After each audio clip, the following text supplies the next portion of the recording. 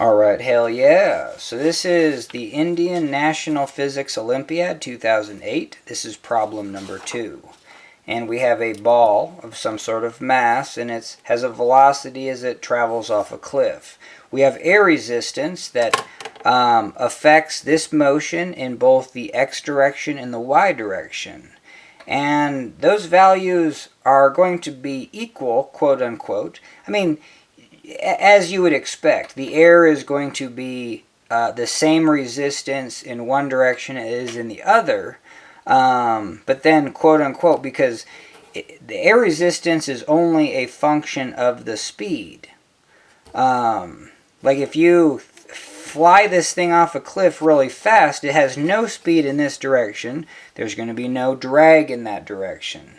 And so, but if it's going in this direction and it hits like a, if it pops out of a vacuum right here and then hits some air, it's going to slow down drastically because that drag is proportional to the velocity. Cool.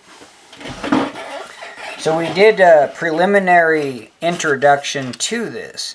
What I wanted to do was just go over and get an answer for question D. It says, due to the air drag, what is going to be the time it takes this ball to hit the ground? Like most trajectory problems, this is not going to be affected in the y direction. So this is synonymous with, let's say you just drop this ball of mass from a stationary velocity and then it hits the ground. So that time is going to be the same as had you had a velocity hella and it takes some sort of path. The y direction is independent of the x direction. What we're going to do is we're going to have our time is going to be 0, and we're going to drop this mass from here. And our velocity is 0 at time is 0. So our velocity is 0. This is the ideal case.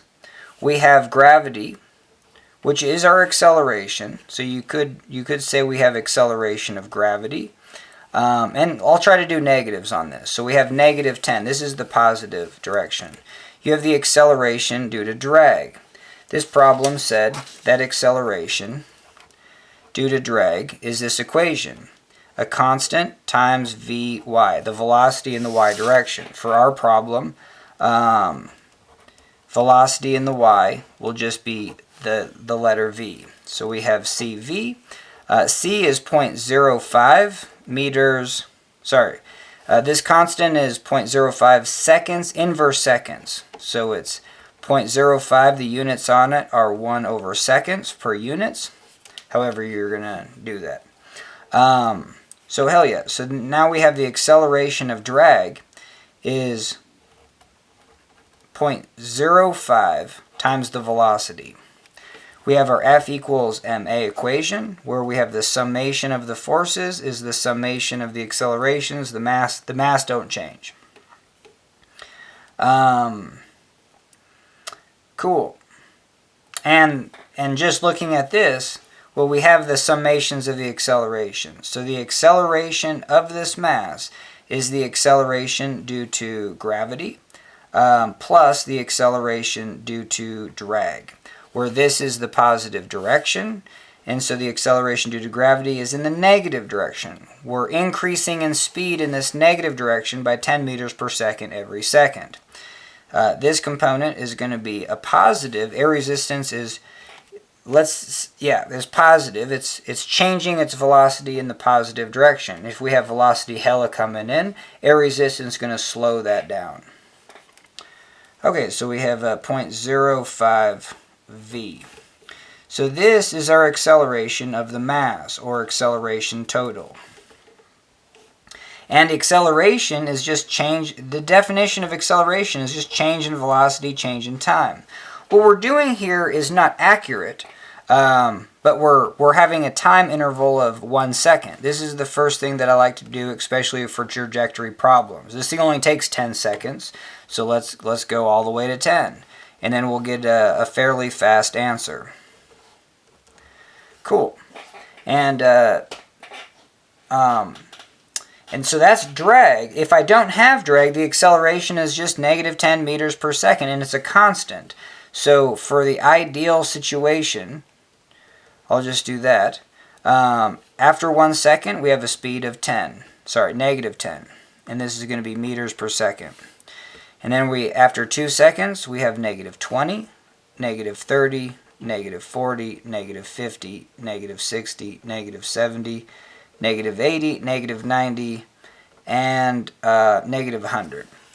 Constant increase in velocity. Our velocity average over 10 seconds, velocity average would be negative 50 meters per second. And our time frame would be 10 seconds. So the distance traveled in 10 seconds would be the average velocity times that change in time. That's going to be negative, and we're just trying to get a intuitive approach. So we have negative 50 meters per second times 10 seconds. And so we have negative 500 meters. So there you go. So that kind of helps us in the ideal situation. Given a height of 500 meters, in an ideal no air resistance, it's going to take 10 seconds. With air resistance, it's going to go slower, and it's going to take a little longer. Cool. So we're going to do that one right now. Hell yeah. So these problems can be very difficult from a calculus perspective. And some of these physics problems, you can just tweak them just a little bit where they're just integratable. You know what I mean? Where the only thing you can do is this perspective, and it works out pretty good. So with air drag, our velocity is just going to be 0. What we want to know is our change in velocity, which is basically our acceleration. So, you know, what I would write on here is acceleration is dv dt, or I could say change in velocity, change in time. I could say my change in time is 1 second, and therefore if I know my acceleration, I know this is 1, and so we can say that acceleration is just basically proportional to change in velocity. So the acceleration equation is this, and I'm just going to call it the change in velocity because we're dealing with 1 second. So maybe I'm kind of skipping or simplifying a step, but this so when velocity is 0, hey, this part of the equation goes to 0, so my change in velocity is negative 10. So now after 1 second, we're going to have a negative 10 here. Since I picked up a negative 10, my equation becomes my acceleration is going to be due to gravity, acceleration total, plus 0.05 times my velocity, negative 10. This is going to be negative, so just move the decimal place 1, and so we got negative 0.5.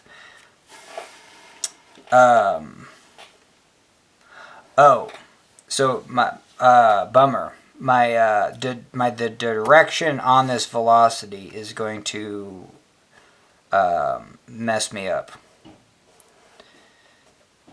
Yep, so let me think about that. That's why I didn't want to use negatives. I just wanted to do an intuitive approach. I mean, do you want to do that? Because I just kind of want to make a halfway shorter video. So we're going to say the acceleration... No, we should keep it like this. I don't know why I'm messing up. Alright, hell yeah. I'm just going to keep it real simple. That says the acceleration, total or whatever is going to be negative 10 due to gravity. And then if I'm going to use this velocity, I'm just going to go negative 0.05 times this velocity, especially if I'm going to put a negative number in here, because this has to be a positive value. Gravity is causing it to go, changing its velocity faster and faster in this direction that it's falling. Air resistance is changing its velocity in a positive. This has to be a positive. And so there you go. So this, I'm just going to use this as our equation. I don't know how else to explain it. But when I throw a negative 10 in here, I'm going to have a positive 0.5. So negative 10 plus positive 0.5 is negative 9.5. And so my change in velocity is negative 9.5 compared to negative 10. This is negative 10, just due to gravity. So here you can already see that we're slowing down a little bit. So now we have negative 19.5. Now I'm going to kind of just use total calculator on this. So I'm going to have this as my equation.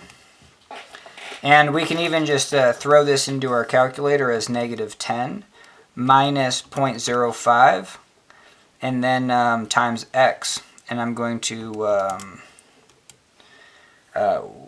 let's see, what do we need?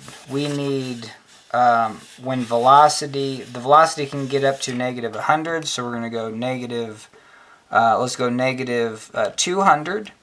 And then, yep, to 0. 0 to negative 200 for our velocity. And that's it. And then, but what values are we going to pick up? The acceleration is going to be the change in velocity, which is this aspect. That can be as much as negative 100. So my y value is going to be 0 to negative 200. Oh, whoops.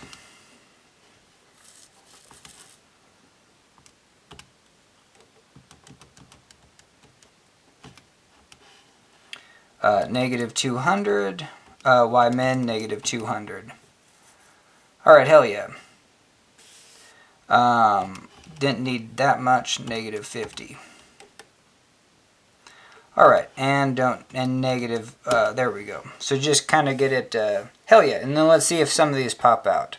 So we're going to go a velocity, so we're going to do a value of negative 10.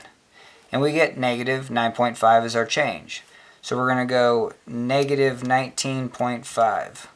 And we're going to have a change in velocity of negative 9.025. Hell yeah.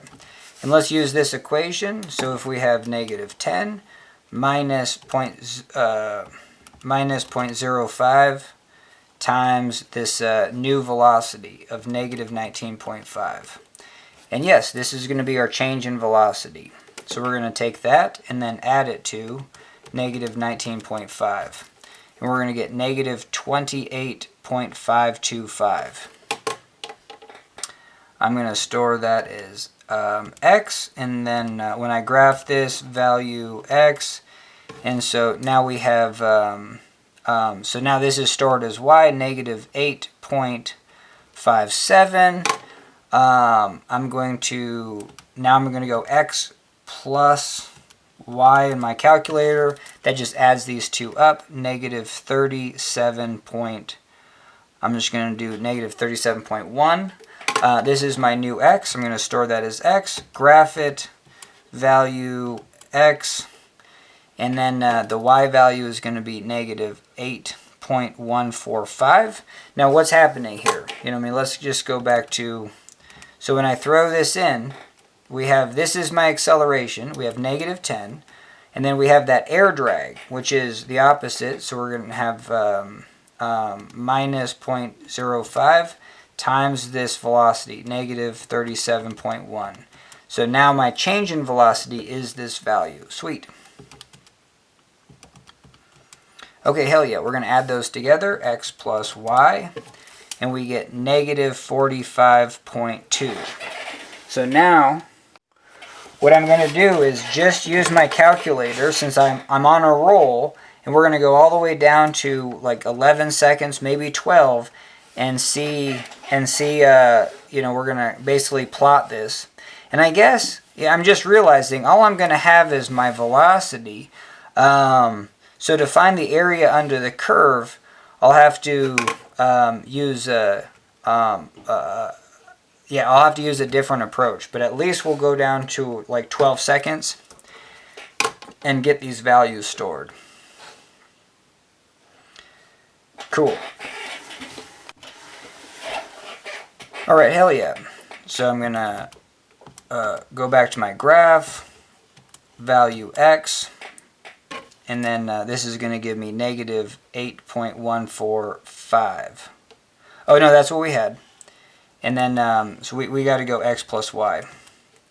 Cool, so we got that. And I'm going to store that as x. Graph x. So now this value is negative 7.7. Sweet. Alpha y. Whoa. Value of x. Yes, there we go.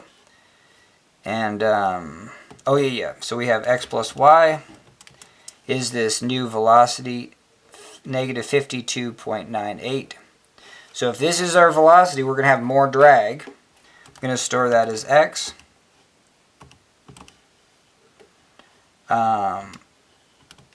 And then this gives me a negative 7.74. Ah, shoot, I didn't store that as x. No, I guess I did. Value x. Oh, it did not store that as x. Store it as x. There we go. And then so this value is negative 7.35. X plus y, stored as x. Hell yeah. So we have negative 60.3 and then negative 6.98. So our change in velocity is going down, and this, like terminal velocity, this will approach 0 when this acceleration due to drag is the same as 10. And once that happens, you can't have this value be greater than 10. And this equation, being a function of velocity, works out because as the velocity is reaching a single value. And when the velocity reaches a single value, it'll reach a single value where this equals 10. And then the acceleration will be 0. So it's kind of cool, and it's worth going through here to see that you're not going to have your air resistance not going to like have a lifting effect. Like once you get so much air resistance, the thing is just going to start going the other direction. Alright, sweet. So we have x plus y stored as x. So now we have negative 67.3. Negative, oh, yeah, it didn't store that. I think maybe I need to regraph it, I don't know. No, holy Toledo, it didn't like that. Stored as x, calculate the value x. Here we go. So now we got negative 6.6. X and y, we're going to add those, x plus y. Stored as x.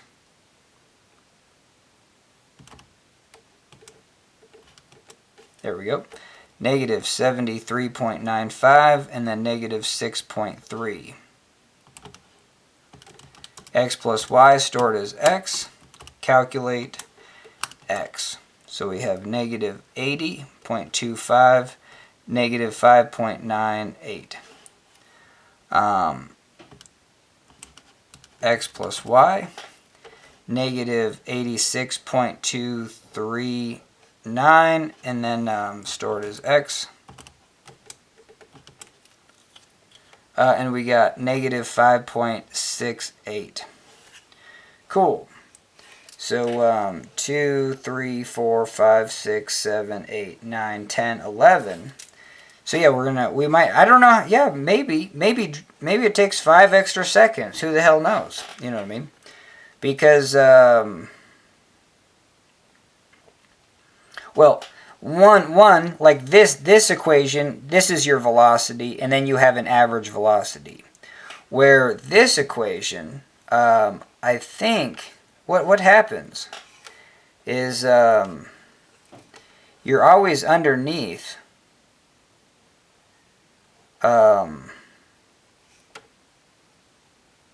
Yeah, I don't know. Yeah, we'll see how far we have to go.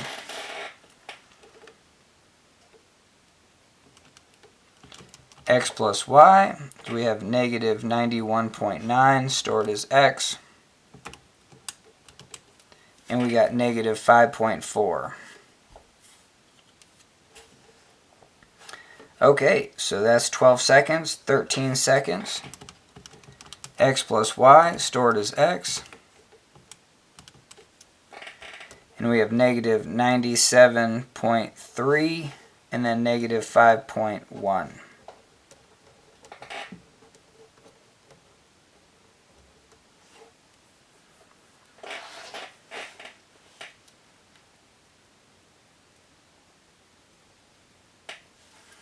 Okay, so it probably takes 14 seconds. X plus y is negative 102.46, and then stored as x. And this is negative 4.87.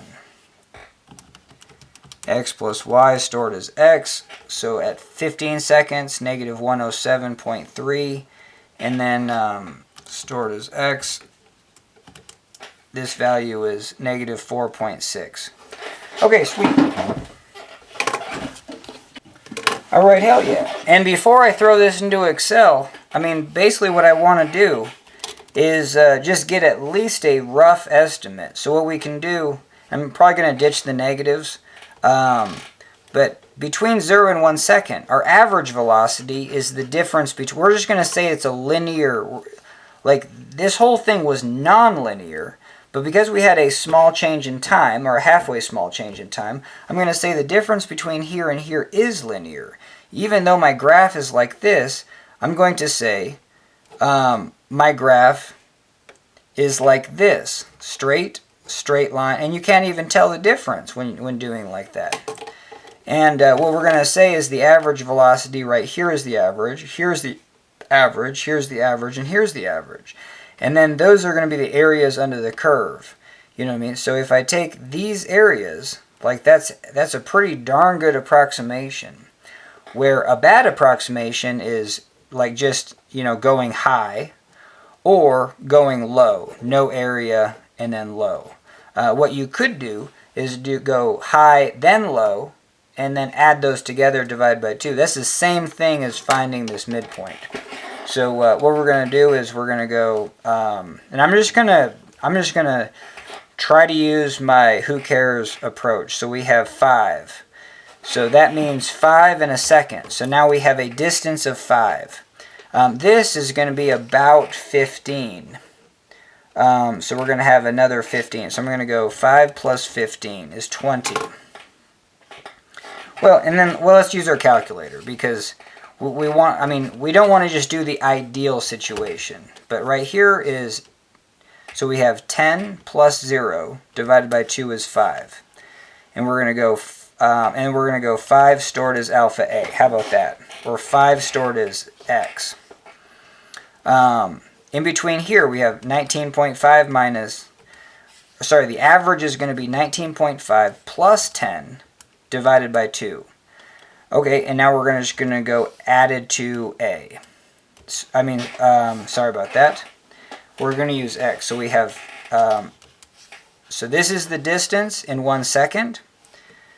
The distance in 2 seconds is going to be 5 plus this average. So 19.5 plus 10 divided by 2 plus x stored as x. Hell yeah. So now here is going to be 28.5 plus 19.5 divided by 2 plus x stored as x. Done. So now here we got 37.1 plus 28.5 divided by 2 plus x stored as x. So at 4 seconds, we're only a distance of 32. You know what I mean? So it's taken, if this fall distance is 500 meters, like we're already behind, with this air resistance. All right, hell yeah. This is cool because now I won't have to go to Excel in this video. We're just going to get hopefully a halfway decent answer. So that was after 4 seconds. Cool. So now we're going to do these two. So we have 30, and did I store that as x? Hell yeah. 37.1 plus 45.2 divided by 2 plus x. Oh, I just stored that as x, damn it. So we have this plus that, stored as x. Cool, so now we're at 5 seconds, and yeah,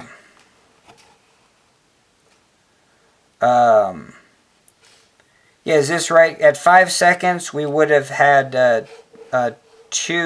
our speed would have been 25 times 5. So at 5 seconds, we would have been at a distance of 125. We're only at a distance of 73. So hopefully I haven't missed any, but we should just kind of go faster so I don't mess up. So we have 45.2 plus 52.98 divided by 2 plus x. Whoops, bummer. Alright, hell yeah. This is the hardest part about manual calculations. It's just like, you know, so 1, let's just try to guess. So we have 5 plus about 15. Plus, and it's really good on your guessing skills. What's halfway between this? I don't know. 10 and 30 is like 25. Plus, this is 2 and 7. So it's going to be 9. So we got plus 37. No, what's halfway between this? Oh, it's only halfway. So it's 20, 28, 29, 30, 31, 32. We'll go 33 because this is 0.5. Cool. And then 3, 4. So we got 41. I'm good with that. Halfway. So yeah, it's getting easier to do the halfway. 7. What? No, this is 8. So we're going to go 40. So we're just going to go 4. So it's going to be 49. Plus halfway between this. 53 and 60. That's 7. Almost 8. So let's do another 4. So 56. No, 53 plus 4 is 57. Halfway is 63.5 plus halfway is 70. Now it's getting easier. Plus halfway is, this is 74, so it's 3, 77. Plus, this is just 6, so it's just plus 3, 83. Plus, this is 92. This is 4, 6, so it's 6, 89. Plus, this is 2 to 7, that's 5. 2 and 2.5, so it's 94.5. Alright, plus, 3 and 5, almost? What is this, almost 6 again? 3, no, it's 5. So 97.5 plus 2.5. 98, 100. Cool. I'm just gonna guess 104. Cool. And let's see if we got there. So we went a distance and why did that not come out right? Oh, now I'm kind of bummed. If our average velocity is 5, so yeah, let's double check this. So we have an average velocity of 5. We dropped for 1 second. So we're going to drop 5 meters, then 15, then 25, then 30, then 40, 49, 57,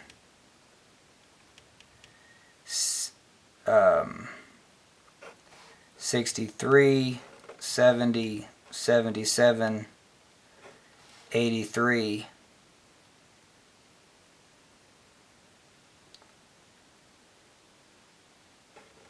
89, 94. Oh, so yeah, we should just so let's just subtract these until we get close to 500. And hopefully we didn't make any too big of errors. So at a when this is 83, that's going to be 11 seconds. So after 11 seconds, we've already gone. So yes, if this, with air resistance, if we drop for 11 seconds, we're going to go 518.5 meters. So I thought it was way slower, but no, yeah, it's fairly close. And so there's the difference. Look at this. This is only a difference of 20. So we have a difference of 20, 20, 20. And then let's say we have 1, 2, 3, 4, 5. Let's say we have 5 20s. That we have a difference of, well, let's say we just have a difference of 80. Well, cool. After 1 second, we're going to add another 80. And so it's just going to take 11 seconds. So, yeah, so there you go. So, cool. And so we have a check on reality. I can throw this into Excel. I can change my time and make the time a lot smaller quantity, like 0.1, 0.2, 0.3, and so forth, up to 11 seconds. We found the area under the curve. We would have done that anyway. I mean, we're going to get an equation for position as a function of time, and you're going to have to integrate, yeah, like hella, and it's going to be difficult. And I wasn't able to do it, but that's why I wanted to do this first, to get a rough estimate for an equation. And I can even throw this into Excel and then run a curve fit and actually get a r squared equation that I can compare to when I do integrate. So yeah, so this is just kind of the first step in getting an answer to this problem. So if I was asked, obtain the approximate time in which the ball reaches the ground, I'm going to say less than 11 seconds, because after 11 seconds, due to what we were doing, it is going to go 518. And it might be slower though, because we were allowing this thing to drop in free fall, and then we calculated the change in velocity. Because our air drag was a little bit late. Because the first second we're just saying, hey, there's 0 velocity, and then so there's no air drag. It already reached 10 meters per second, but the second it even gets -1 meters per second, air drag is going to kick in. And so that's how we can change our change in time value to get a closer answer. So there is a chance that this is all right, hell yeah. So yeah, we're basically done with this video, but yep, since air drag would be increased, there's a chance that this would be slower. So if I thought it was less, if it was between 10 and 11 seconds, there's a chance it might be just bigger than 11 seconds. So I would have to figure that out.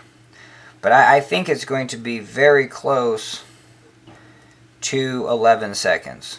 So my guess is going to be 10.75. I'm just going to throw that out there. Sweet. All right, so we're done with part 2. Part 3 is where I put this into Excel and just really hone in. I can make this change in time to be a 10,000th of a second, 1,000th, 10,000th. Sky's the limit. And then you want to be careful with rounding errors, because you want to be cautious. Even in Excel, it might round the hell out of your values where you lose all significance, and you might get some explosions to happen. So I would just start with 100th of a second, and then go to 1,000th, and probably call it at 1,000. That's plenty.